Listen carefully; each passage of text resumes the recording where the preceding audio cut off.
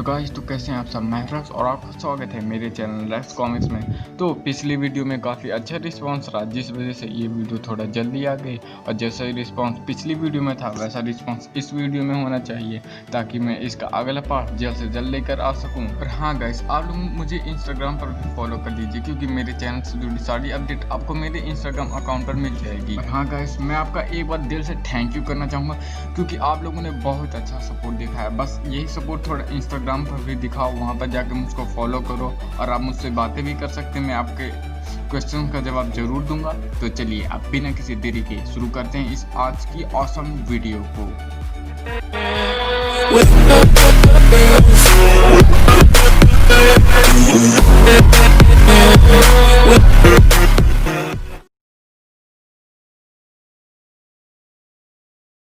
हमारी स्टोरी की शुरुआत लॉर्ड ड्रैगन के प्रिजन से होती है, जहां पर एक रेंजर खाली बैठी हुई पुशअप्स कर रही होती है। उसे पुशअप करता हुआ देख टीजे कहता है कि नहीं नहीं, तुमने 2 गिनती छोड़ दी। तो वह लड़की कहती है, अच्छा तो तुम काउंटिंग कर रहे थे। तो टीजे कहता है कि मैं यहाँ पर खाली बैठा हुआ और कर भी तो क्या सकता हूँ। तो वह लड़की कहती है कि घबराओ मत टीजे, तुम्हारा चांस भी आएगा।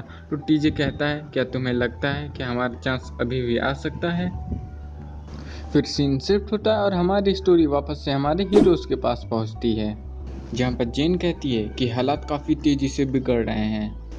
ग्रिड में जो क्रैक है वो धीरे धीरे फैल रहा है और नेक्सस फ्रैक्चर का रूप ले रहा है। ये वही फ्रैक्चर है जिसको मेरी और मेरी टीम ने देखा था। ये इतना शक्तिशाली है कि ये अपने अंदर किसी दुनिया को खींच सकता है। और ड्रैगन अपनी और अपनी सेना के लिए जो भी कर रहा है, उससे हालात बस से बदतर होते जा रहे हैं। और अगर वो जो कर रहा है, अगर उसे नहीं रोका गया, तो वो जल्दी हमारी रियलिटी को तोड़ देगा। फिर वहीं पर खड़े हुए कमांडर क्रूगर कहते हैं कि उसे देखकर नहीं लगता कि इस बात की उसको जरा भी परवाह है। फिर ड्रैगन के बल्कि ट्रिनी कहती है कि निंजोट ड्रैगन के किले के अंदर था, तो हो सके इसे कुछ पता हो कि ड्रैगन आखिर क्या पाना चाहता है। तो निंजोर कहता है, लॉर्ड ड्रैगन वो ज़्यादा से ज़्यादा ताकत पाना चाहता है, ताकि वो अपने लिए the heart of the morphing grid को इस्तेमाल कर सके। तो light speed rescue red ranger कहता है, क्या ऐसा मुमकिन है।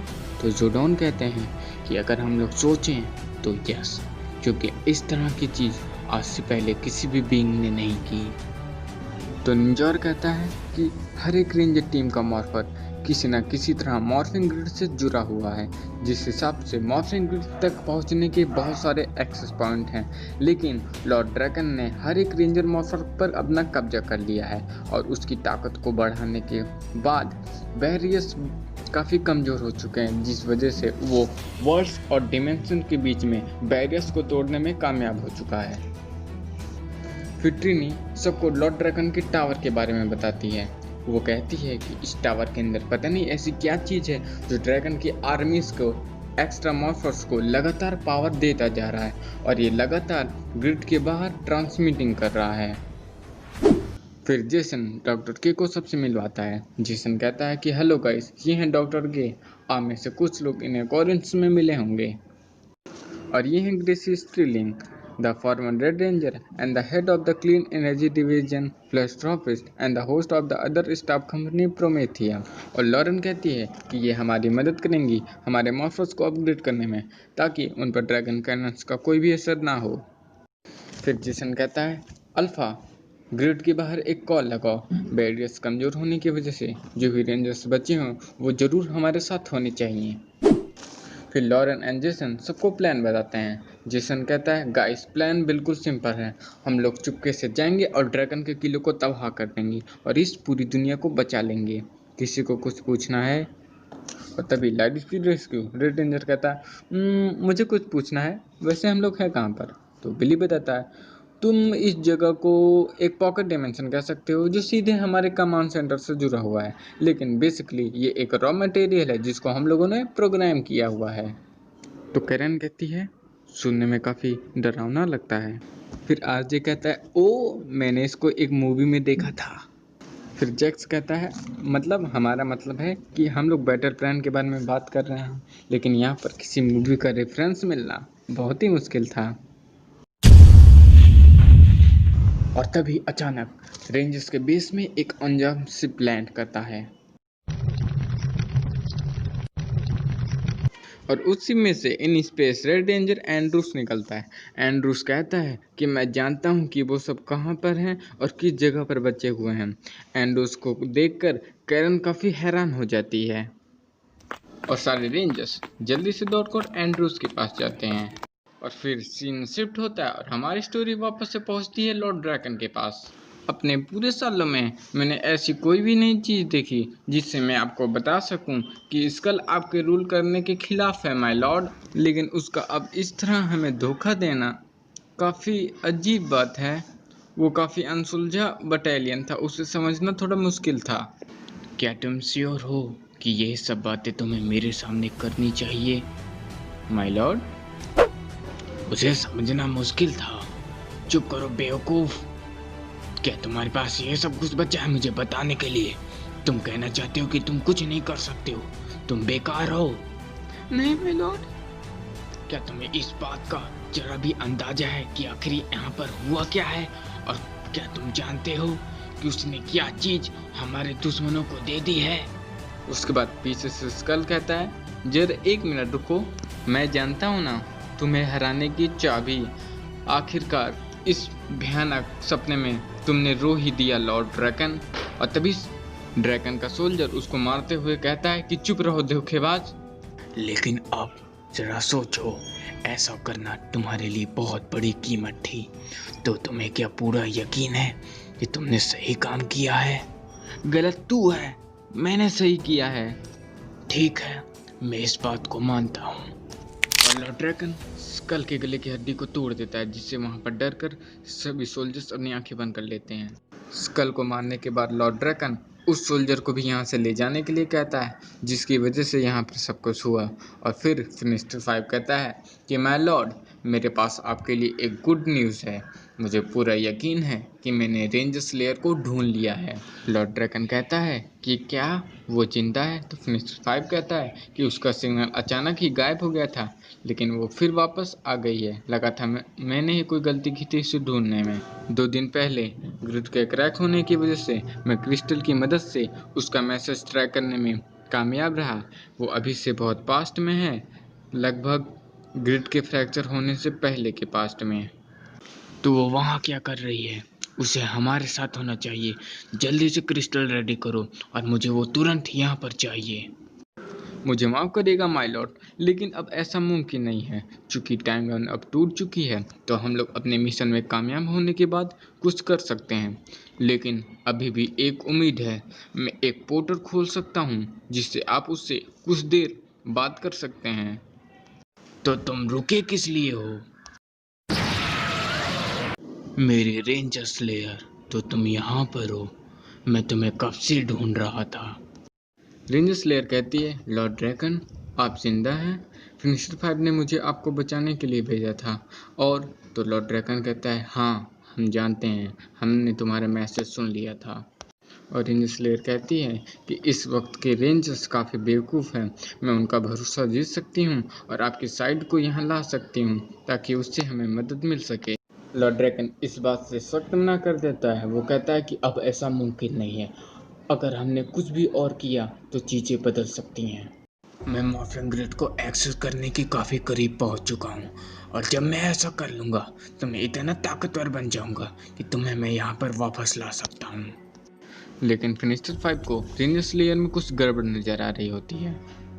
मेरे ताकतवर बनने के बाद मैं एक झटके में उन सभी रेंजर वर्ल्ड्स को ख़त्म कर दूंगा और उनकी मौत को अपनी आंखों से देखूंगा।